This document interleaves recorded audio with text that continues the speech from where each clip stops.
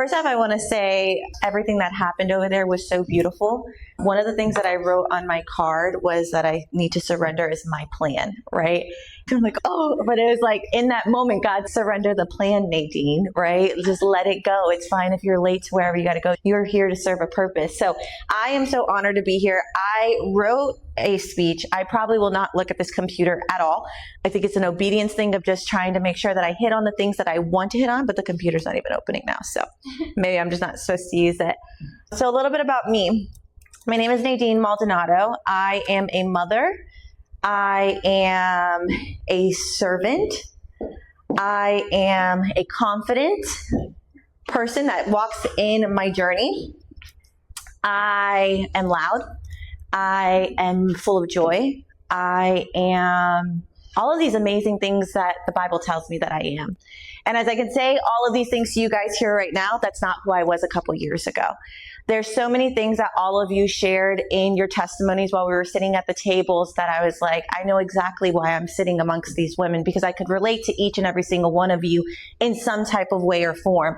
And I may not know exactly what is going on in your life or exactly what it is that you're walking through, but I think that we all have traces, everyone, right? And so when we're introverted or we're trying to stay away from the crowd, we're really doing a disservice to ourselves, because once we start talking, then bonds start breaking and we start becoming free. At the end of the day, that is what I hope my message gives to all of you guys today.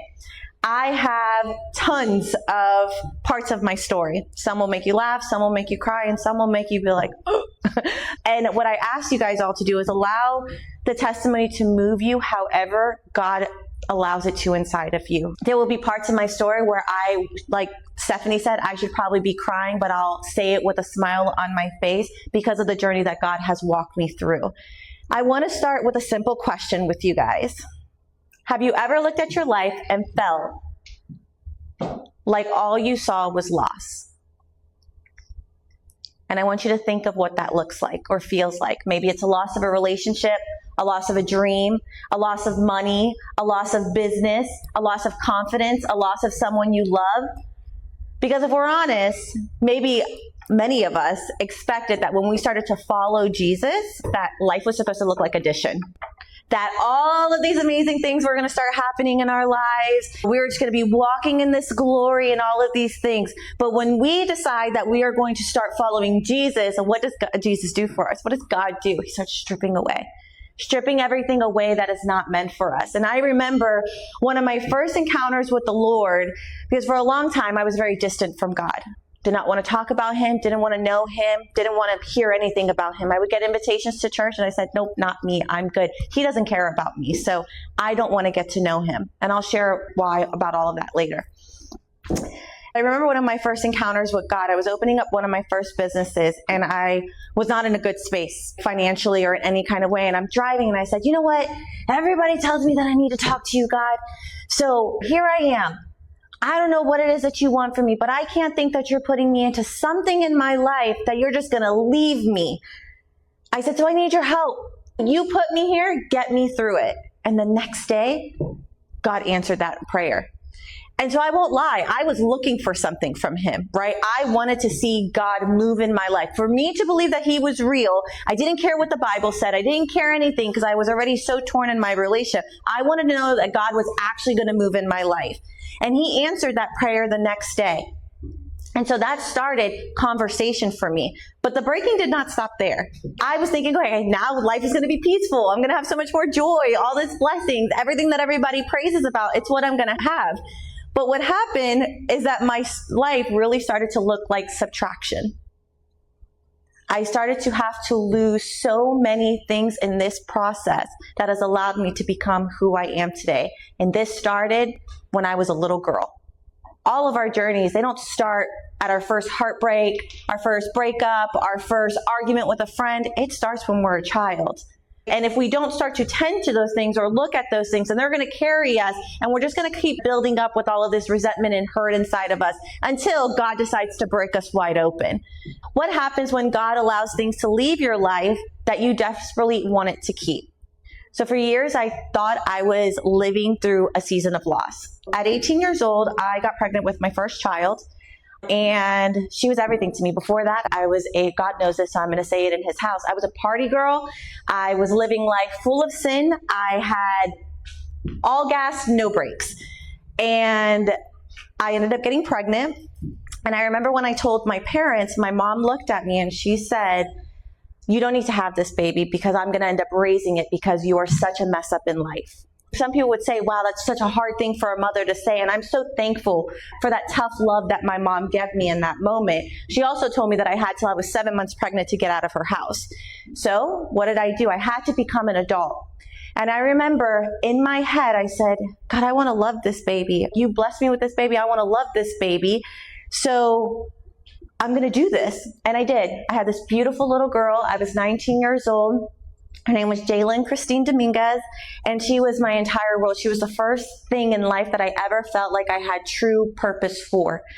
And being a mother honestly came super natural to me. It was the only thing I was actually really good at. I had been fired and hired at so many jobs. I couldn't get through college. I got pregnant, all these things, but being a mom was the thing that I was amazing at.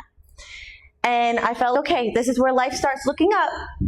And I got to enjoy a full year of life with that little girl. And I was with her father, who ended up being the father to my other kids. And we were going through boyfriend-girlfriend stuff that people do at that age. And we were fit to be parents. We just weren't fit to be together. But she was my constant. I knew I was a great mom. And then one night, everything changed. My daughter was actually killed in a car accident due to a drunk driver at a year old. And out of everyone that was in the car, me, my ex-husband, and my daughter, I was the only one that was alive, conscious, and aware of everything that was going on around me. And I remember in that moment, I was just like, this is really happening. And I don't want to create a scene for you guys that is sad, but I remember trying to reach back to my daughter, trying to wake her up, trying to wake up my husband, trying to do all these things to try to control. And I just kept thinking, like, what is going on here? When we went to the hospital, everybody got baylifted, and I knew, a mother knows, I knew my daughter was no longer with us. And I kept telling everybody, all my family, everyone, you need to just go be with her, go be with her. And they were like, no, Nadine, we have to be here for you too. I was in intensive care. I broke my leg. I had all of these things. My husband at that time had all internal injuries, but I had already knew. And so they sedated me, did all the things. I was in ICU, and I remember waking up. And I remember, it's like one of those things that you kind of see in a dream. You wake up, you go back to sleep, you wake up, you go back to sleep. And I was holding her hand, and I told her, Jalen, it's okay that you let go. I already know you're not here anymore. And what I didn't realize then was that was a strength that God was giving me that I could never find in myself. I think back of that time of my life as a 20-year-old girl at that time, losing a child. And I could think, oh, it's just something I had to push myself through, right? I just had to push myself through. And I thought about that for a long time. I got through my daughter's death because I decided to be strong, right? I got through my daughter's death because I decided to go to the therapy. I decided to do all these things. And what I've come to find out much later, 15 years almost, is that I survived my daughter's death because God was there in every moment. So as life continued to go on, I wanted to find purpose. I ended up becoming a mother again. I had 2 more children, another girl and another boy. They are now 12 and 15 years old. And my total life, I still feel like I am one of the best mothers in the world. And it is truly one of the most fulfilling gifts that God has ever given to me out of all the many things that you'll learn that I do. And I thought, okay, life is going, right? I opened up businesses. I was impacting women in health and fitness. I had an online audience where I was helping people all around the world to get healthy and to do their businesses online. I opened up cafes, and I'm thinking, okay, life is moving in the right direction. I still really wasn't talking to God much. My friends were inviting me to church. You should really get to know him. And I'm like, no, I'm good. That guy doesn't really like me. I was scared because I was scared what that relationship actually looked like. Okay. But then I started opening up the business in 2019. That was my first conversation with God was, God, if you want me to open up this business and you're putting me here, then there has to be something here. So guide me. And then my daily conversations with God started in that time. Okay, today and it was always me asking for something. Always. I was never giving thanks for anything. I'd probably say thank you in the moment, but my conversations with God did not start with a scripture or anything of that nature. It said, hey, this is what I need today. Please and thank you, Jesus. Amen. All right. I didn't have the perfect prayers. And I share that with you because even though I feel like we are all very faithful, loving women of God, I don't know where you are in your prayer life. And I want you to know that if it's not perfect, it's okay. God loves your imperfection. God has created you for exactly who you are. So he wants to take all of what you are right now, your mess, your brokenness, your uncertainty, your unknowing, and he wants to be able to form you. And I want to give you the courage to be able to bring all of that to God because he wants it. So through this business, I opened up this store, and I had the nightmare of every business owner you can think of. I opened up a cafe, and my rent was crazy. I had no idea what I was doing. I had no business opening up a business. But I opened, and I was making $50 days. And I was like, how are we going to pay the bills? So I would talk to God. God, bring the people inside of this store that are supposed to be here. God, I need to make $1,000 this week. God, I got to buy more product, but the bank account doesn't, whatever. Guys, I ended up having that store for 3 years. Kept it open to the end of my lease. Okay? That first year in business, I went from making $50 days to 6 figures in a month, or I'm sorry, in a year, not a month. That would have been amazing. So just to show you that I was giving him the authority in my business without even knowing that's what I was doing. I just thought, I'm just talking to him. That's it. I'm just talking to him. And even through that, he was working. But I remember even going to a 6-figure business, that wasn't enough to say, oh, I'm making good money to support my house or anything like that, especially when running a cafe. And once again, starting when you did not know what you were doing. So I did a lot of things upside down. And I remember at that time, my husband would ask me, how do you come home every single day so excited about not making money? And I said, because of the people that I get to talk to. The person that sits at my cafe bar and tells me about what they're going through in life. Somebody came in and they lost a child. Somebody just lost their job. Somebody just got diagnosed with breast cancer. Somebody just lost their mother. That to me made me way more rich than any dollar amount in my bank account could. And the thing is what I didn't know at that point, that God was showing me what that kind of community involvement in ministry looked like. I didn't know that's what he was doing. I just thought, these people love me because I'm cool. Once again, I always tell people I'm a recovering egotistical business owner, right? So I thought all of these people came to me because they simply just liked me, right? But no, God was creating something there that I just couldn't see yet. And so while I was in this business, my life shifted again. And I remember one of the things that I used to think of constantly was, God, how much are you going to take from me? Like, how much? Like, okay, my daughter, nothing else. Please, if it's going to be something, let it be something small. I don't know. Let me lose a t-shirt. I don't want any more big losses in my life anymore. And the next thing was coming around. But the thing is, when we start getting in alignment with God, then we start knowing that things are about to happen before they even happen, right? People's spirits tell on them. We start to feel the shifts on how people talk to us and approach us and what's going on in our life.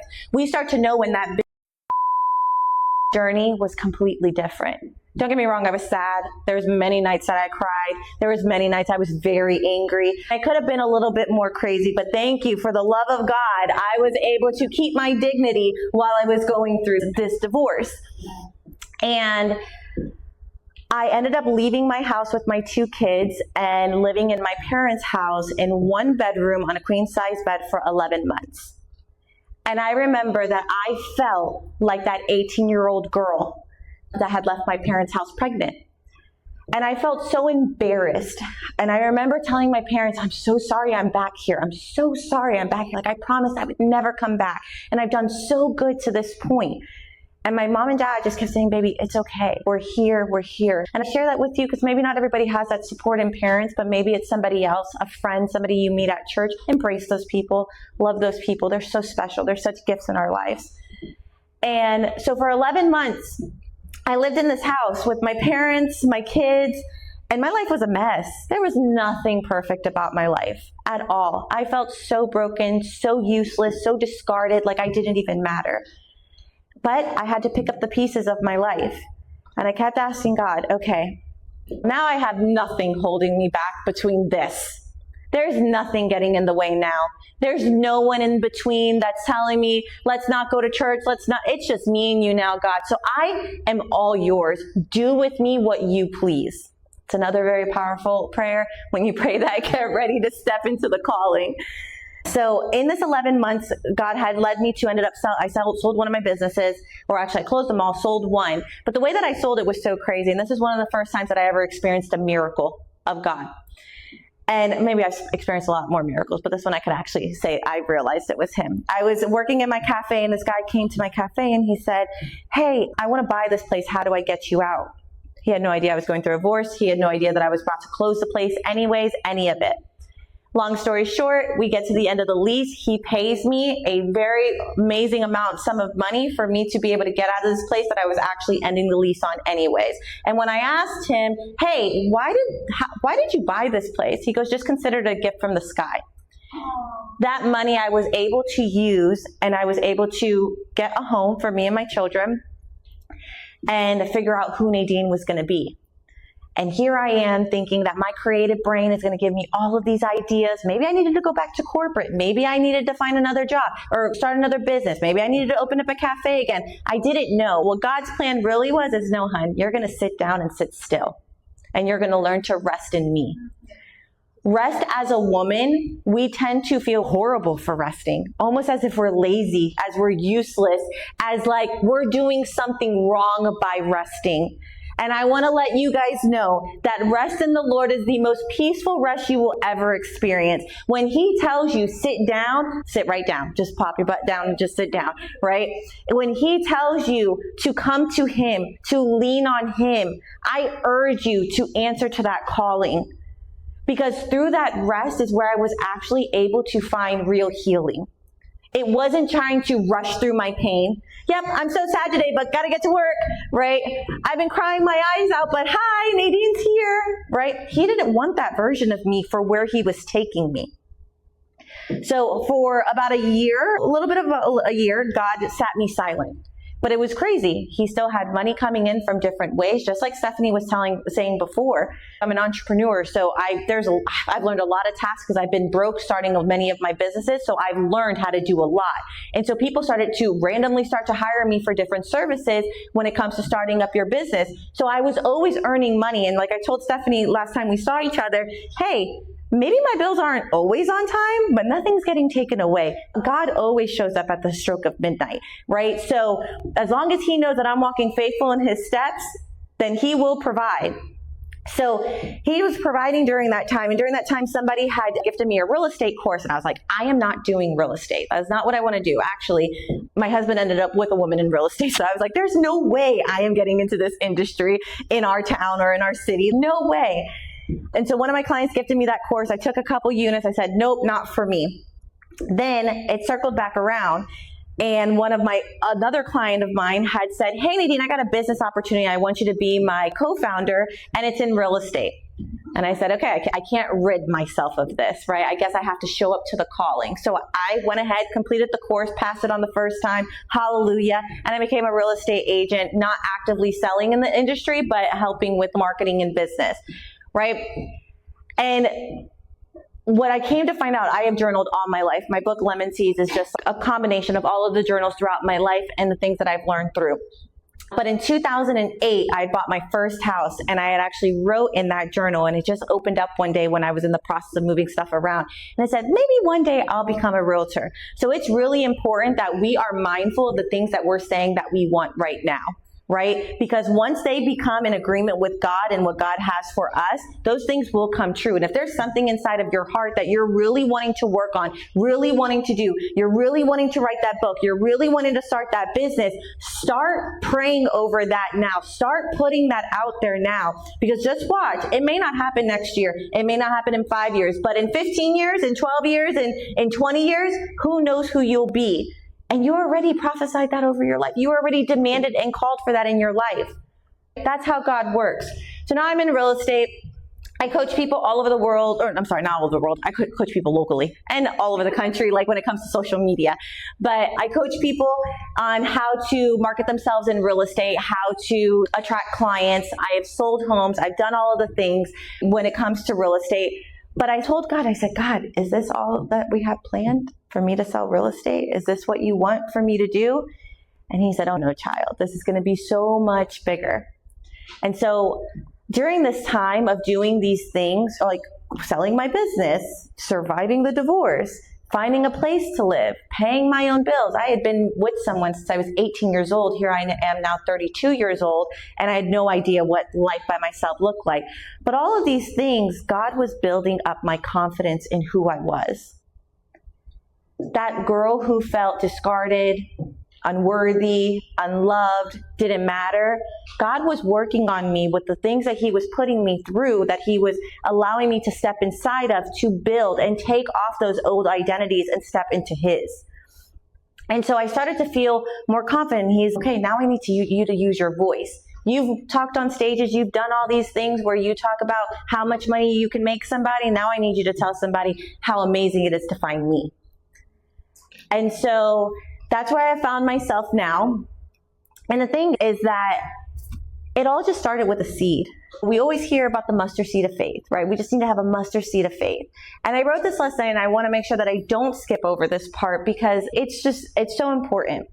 And what I said is God's math is different than ours. When we see loss, he sees preparation. When we see endings, he sees multiplication. When we see a seed dying, he sees a harvest coming. And today I want to show you how God math works, not just in finances, but in purpose, in healing, in influence, in impact, and the lives of the people we are called to serve. In John 12:24, unless a grain of wheat falls into the earth and dies, it remains alone. But if it dies, it bears much fruit. This verse is a profound statement that Jesus made to express the importance of sacrifice and transformation. So are you willing to step outside of your grave, of your old life, of the things that you no longer want to be doing so you can be truly transformed? Being a Christian and following Christ does not call us to be perfect. It is calling us to work on ourselves, to become, not to be Christ. I remember there was a big part of time where I wouldn't go to church because I felt nobody's going to like me there. I don't know how to walk how they walk or talk like they talk. I have no place there. I was raised Catholic. So I was like, nope. Until I was like, wait, this is about me and him, right? So what I said here was, nobody celebrates the seed. Everybody celebrates the harvest, but God does his greatest work in the ground. I wrote a book called Lemon Seeds, and one of the things I've learned is that every harvest begins with a seed. The problem is that seeds look insignificant. A seed doesn't look like a tree. A seed doesn't look like a forest. A seed doesn't look like abundance. It looks small, buried, hidden, forgotten.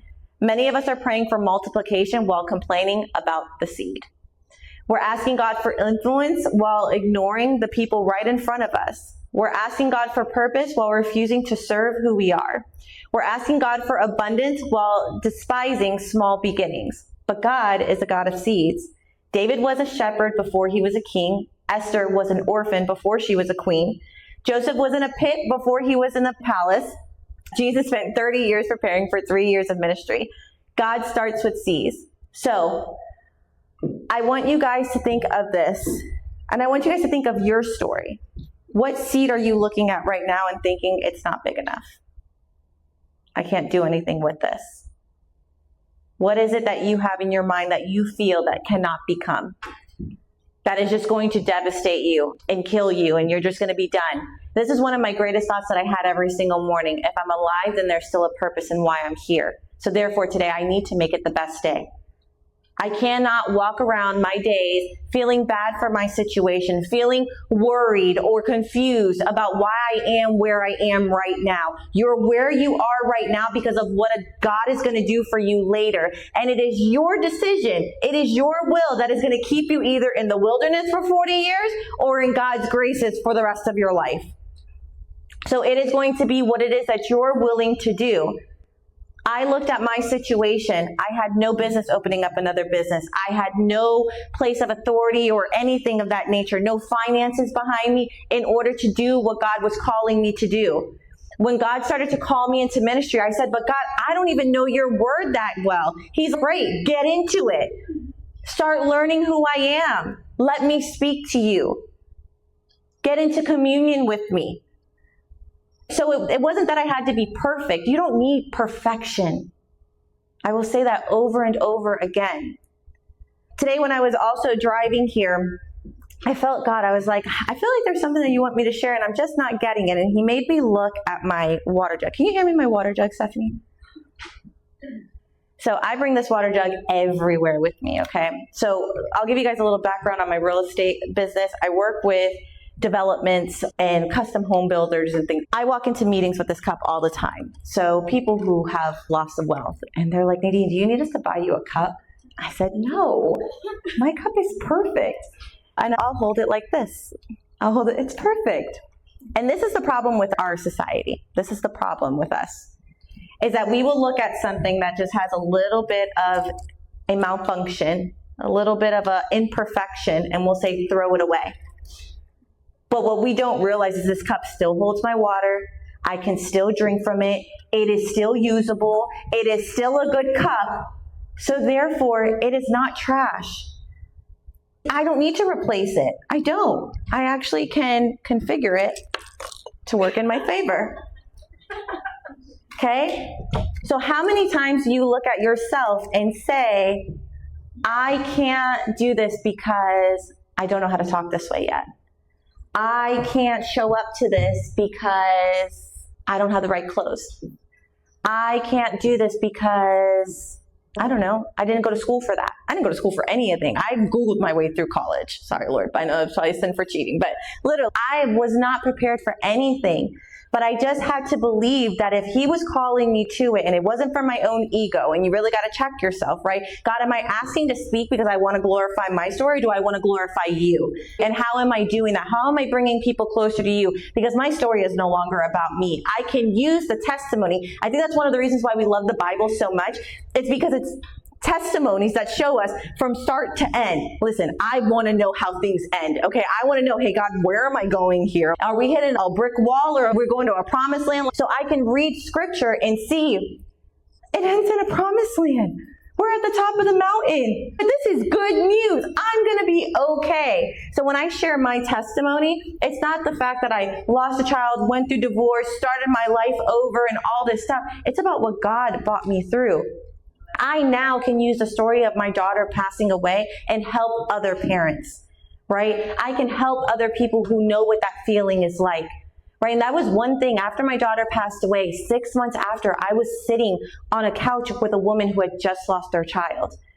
And I knew nothing about ministry at that point. There was always hints that there was a bigger purpose here. And I always used to say, I cannot let her death be for nothing. I have to live in honor of her. So it was not my calling to live in depression. It was not my calling to live in anger. I was not called to be in that. I had to rise above it for it to be worth it to me. And just like I told Stephanie, my daughter had to die in order for me to be who I am today. I had to get divorced in order for me to be who I am today. Because if not, God knew she will not live for me. She will not give it all to me unless and I don't want to make it, she's not a bad God, but unless I take from her and get her focus on me.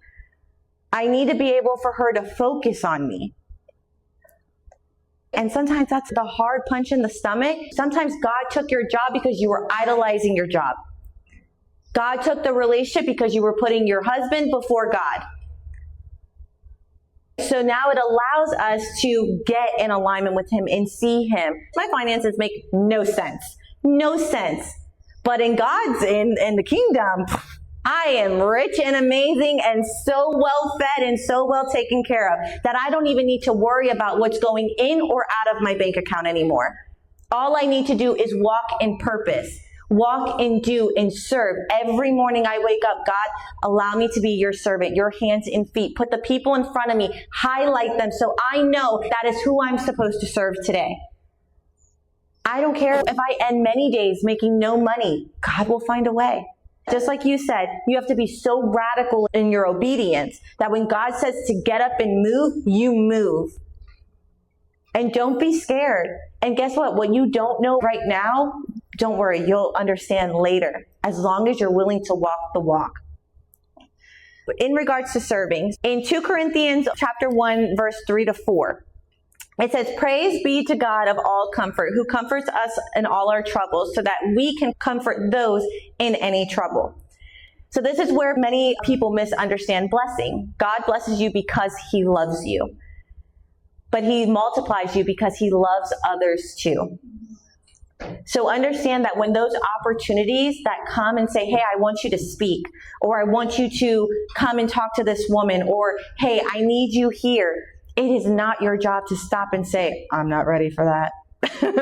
I've talked on stages for the last 9 years, only in a kingdom setting, probably like the last year. But every time my flesh will say, you can't do that. But I know that it's to help all of you in some kind of way, even if it's one sentence, one word, something I've said today has entered into your heart and is going to create your relationship with God to be a little bit deeper. If not, then I didn't do my job. Everything God gives us is meant to flow through us, not stop with us. So remember that as you're going through things, I love Stephanie's story. This all just happened 6 months ago. She's still learning, but she's not allowing that to stop her from giving. Right? The wisdom you gained, the lessons you learned, the healing you fought for, the business you built, the resource you steward, the story you survived, it was never just meant for you. One of my favorite realizations is this: the oil that blesses others comes from something that was crushed. Olives must be crushed for oil, grapes must be crushed for wine, seeds must be buried before harvest. And many of us spend years asking God, why am I being crushed? When the better question is, God, what are you trying to produce through this? So in your hard times, ask God, journal. Ladies, if you do not have a journal, I highly suggest you pick one up. Start writing. Write out everything. I don't know how to journal. There's no formula to it. It does not need to be a 5-point essay. It's, God, today I am mad. God, today I need help, right? And then over time, your journal entries become this personable dialogue between you and God, and it's just so beautiful. So start journaling. Just like for me, so helping people to find hope is greater. Watching my children know Jesus is greater, right? It's one of the reasons why I do this. My daughter, I was not raised in a place where we needed to honor the Lord. My daughter will come to you and she will straight up ask you in your face, do you know Lord Jesus? And if you say no, then let me get, and she will talk the gospel.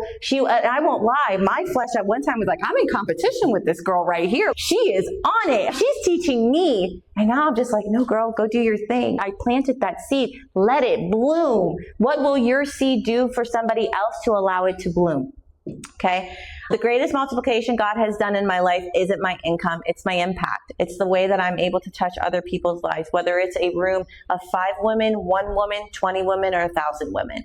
If I could go back to my younger self and speak to her on the one who lost my daughter, who went through divorce or financially drowning, who was sleeping in her parents' house wondering if it would ever make sense, I would tell her, hold on, this story isn't over. God is not subtracting for you. He's preparing you for multiplication, because every seed has a harvest, every crushing has oil, and every surrender has purpose. And every person who places their lives in the hands of Jesus Christ will discover that God's math has always been multiplication. And I'm going to leave that word with all of you ladies today. I thank you all so much for your attention, and let's go become.